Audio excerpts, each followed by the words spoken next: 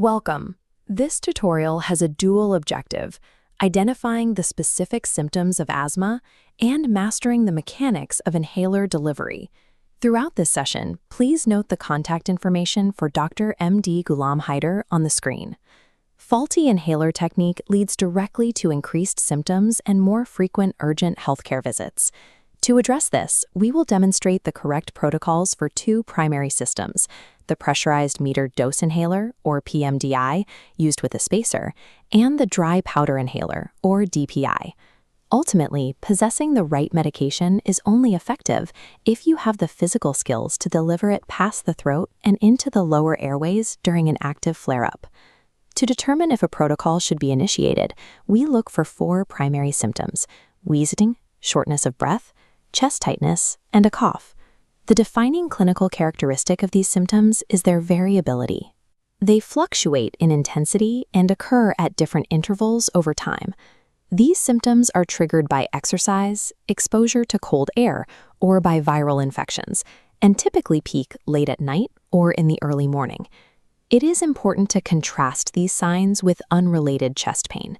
Sharp, stabbing pain is highly unusual for asthma and should direct you toward alternative diagnoses.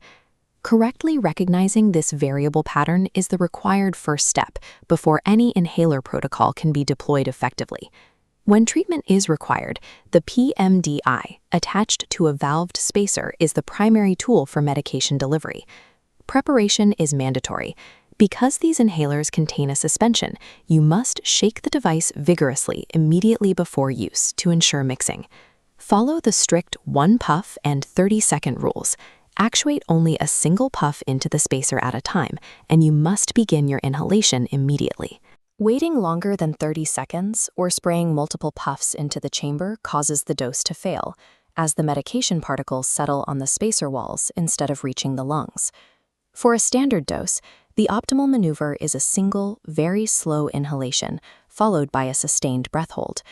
However, if the patient is a child under 5 or an adult in severe distress, you must use an alternative method called tidal breathing.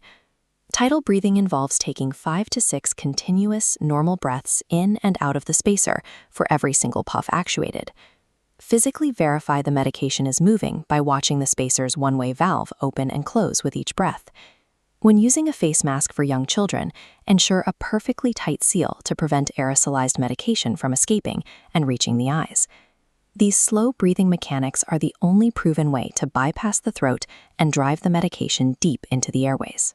Dry powder inhalers require a physical technique that is